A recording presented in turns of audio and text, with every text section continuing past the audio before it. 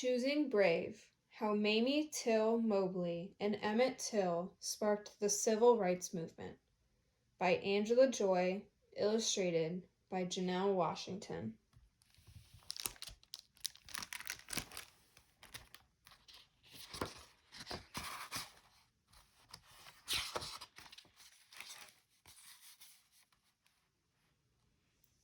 August 31st, 1955. The boy they found was far from home, far from mother and grandmother. Here on a visit, Papa Mose would say. The sheriff set out to dig a grave that day, to hide the crime in the mud of Mississippi, where no one would see the boy's suffering. But Mamie did the harder thing. She said, "No, you send my son home." It was the braver thing that changed everything.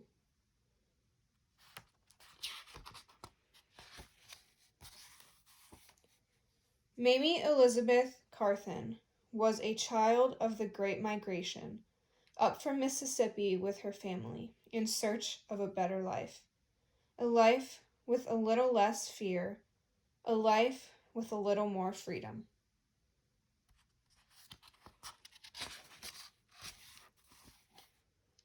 Daddy found work in Argo, outside of Chicago, making all sorts of things from corn. Corn oil, corn binding, corn syrup, corn starch. But on the weekends, he made music at the juke joint on 43rd. The patrons paid in whiskey, though, making it hard to go to work on Monday. Mama didn't care for juke joints. Her joy was Jesus, food, and family. Fish fry, lemon pie, y'all come on and eat. All were welcome at Mama's table. Neighbors and pastors, strangers and friends, those who were saved and those who needed saving, from sin, from the South. They gathered there. The sugar fluff of Mama's merguez cut the bitterness of thick-spun stories, all about Jim Crow. Easy to get arrested, hard to find a job, hard to feel safe sometimes.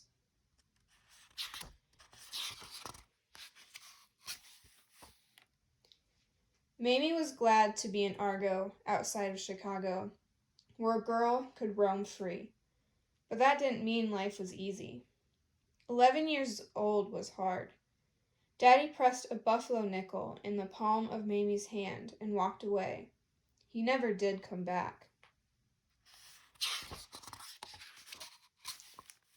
14 was hard. Boys in school were cruel, and not every teacher was kind. Still, Mamie found comfort in her studies: science, Latin, geometry, poetry, reliable subjects, loyal, true. Diploma in hand, Mamie was unusual indeed, the first African American to graduate at the top of her class. Yet the best of grades couldn't hush what she heard on street corner and pew. "Can't catch a man with a book," they said. "Better marry somebody soon."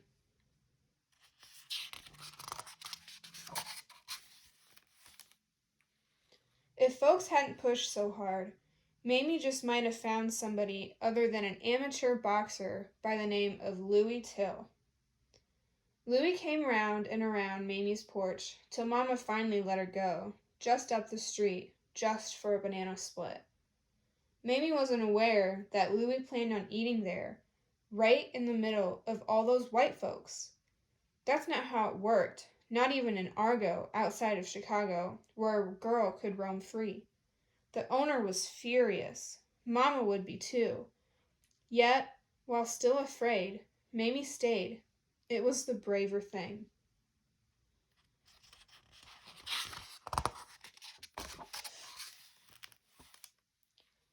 Mamie married Louis just shy of 19. 9 months later, a baby of their own, Emmett Louis Till. It was a long and difficult birth. Bruised, scarred, swollen, he entered the world the hard way. With little hope that he would ever walk, talk, or learn, Doctors set out to place Emmett in an institution, but Mamie couldn't leave him behind. She had to bring her baby home. It was the harder thing.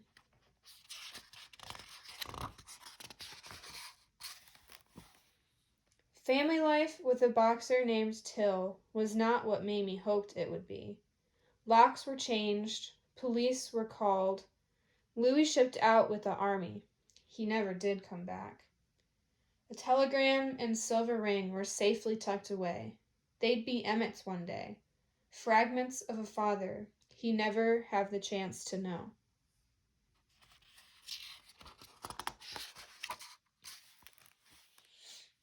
With love on every side, Emmett grew. Despite the doctor's warnings, limbs stretched long and strong on an ever-clever boy, a child quick to hustle and smile.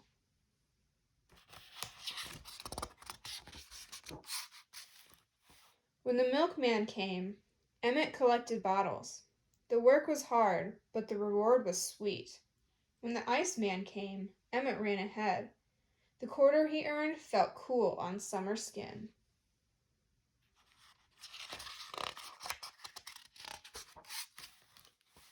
Wrapped in the arms of Argo, outside of Chicago, Emmett roamed free. It was strange, then, when he came in before sunset, asking to rest a while. Mamie tried everything she knew, but when Emmett didn't get any better, she sent for help. The doctor called it polio. There was no cure. All Mamie could do was pray.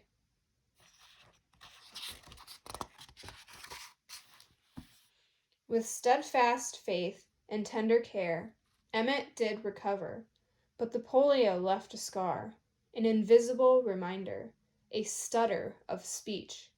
From time to time, Emmett's tongue and mind got stuck on words like bubblegum, soda pop, or moon pie. But Mamie found a trick, a workaround. She told him to stop, take a breath, and whistle. Whistling calmed Emmett, steadied him, allowing him to finish what he started to say.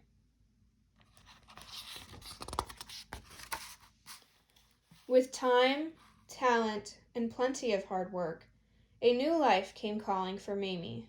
Life in the big city, Chicago. Emmett was so proud of his mama. Together, they made a great team. But deep inside, he missed Argo, outside of Chicago. He missed the wide open spaces, the freedom to run. He missed neighbors and pastors, friends, and family.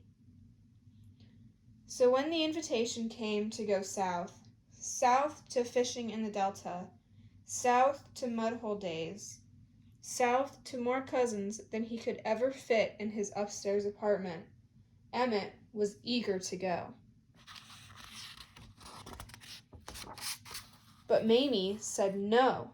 The laws of Jim Crow made it unsafe for black boys to roam free. Still, Emmett made his case. He was a smart boy. He had good manners. Surely she could trust Papa Mose and Aunt Lizzie. Finally, with a worried heart, Mamie agreed. Sometimes a mother gets a feeling, an ache deep down in her soul, a warning. With Emmett's kiss still fresh on Mamie's cheek, the train wailed. Something awful was coming. Something Mamie could not stop.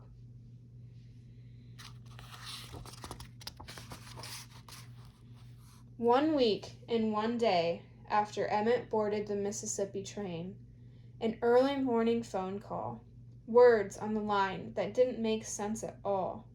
Emmett was missing, stolen in the night. No one could say where he was. It was 3 days before fishermen found Emmett in the Tallahatchie. Bruised, scared, swollen. He left the world the hard way. The laws of Jim Crow made it unsafe for black boys to roam free. It started with a whistle, the kind of whistle white women called rude and white men called profane. It started with a whistle. The story that shifted over time, from a forgotten man to something far worse. It started with a whistle. The lie that brought killers to Emmett's bedroom door. Praise for a smooth checkers move. A poorly timed joke. A workaround for a stuttering boy bragging on bubblegum. It started with a whistle. One breath, one sound, one moment to seal the fate of Emmett Till.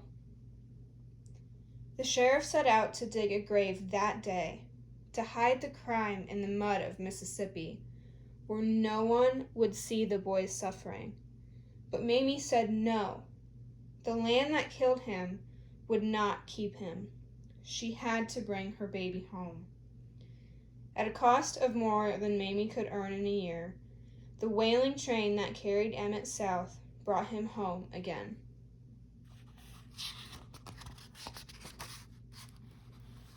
The casket arrived locked in a box that had no key, a box with legal papers forbidding anyone to open what the state of Mississippi held shut. But Mississippi had no power, not here. That box was coming open. Mamie had to see her son. It was the harder thing. The haircut, still fresh from the barber, the curve of ankle, strength of thigh, the silver ring, his father's silver ring. Yes, that was Emmett, but only Mamie would know. His skin, his smile, his ears, his eyes, ruined.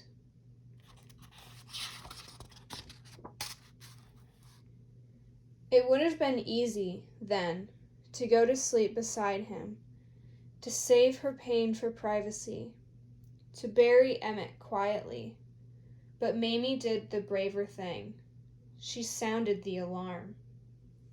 For 4 long days, she let the people come, to bear witness, to mourn the son erased for the sin of a sound, a stutter, a whistle, a laugh.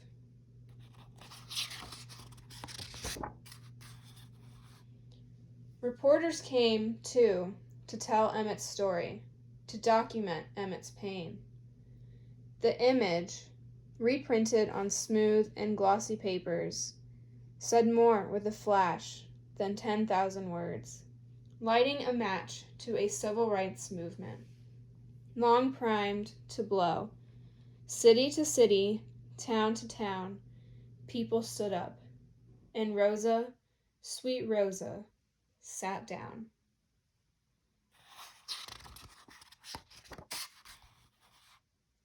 The murder trial was set for Sumner, Mississippi. Mamie made her way. Fathers with sons aimed fingers and guns at Mamie as she passed by. Yet while still afraid, Mamie stayed. Seated in hot and segregated spaces, Mamie suffered the injustice. 60 minutes and a soda break brought the all-white jury to its decision. Not guilty.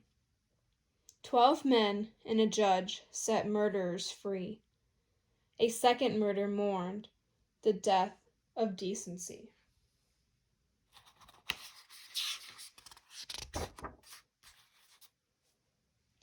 Joined by the NAACP, Mamie traveled to rallies near and far, calling for justice. Not just for Emmett, but for sons and daughters still living, using brokenness to build pain to heal. But all too soon, that too came to an end. With new headlines to write, new battles to fight, the world moved on without Mamie. The world moved on without Emmett. The home they grew painfully quiet.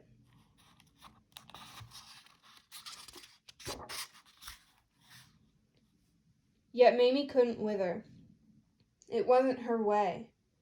Grasping at what she knew to be true, science, Latin, geometry, poetry, Mamie returned to school. While studying to be a teacher, Mamie married Emmett's longtime barber and friend, Gene Mobley, a gentle man who stood with Mamie through the ugliest days. He never walked away. Together, they made a patchwork family to warm the place where Emmett used to be. In the years that followed, Mamie poured life and love into community, helping students no one else could reach, visiting the victims of violence, working for social change. She taught the speeches of Dr. King to young performers after school. She called them the Emmett Till Players. In turn, they called her Mother Mobley. Together, they traveled the country, winning honor and applause along the way.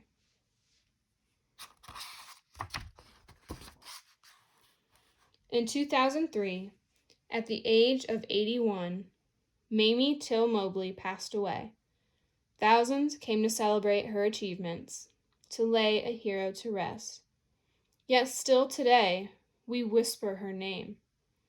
For lessons unlearned and hatred still living, we whisper her name. For strength to sow love in spite of our pain, we utter her name. For every son and every daughter who suffered before, we sing her name. For every son and every daughter who suffers still, we cry her name. For justice, for peace, we shout her name. For Emmett.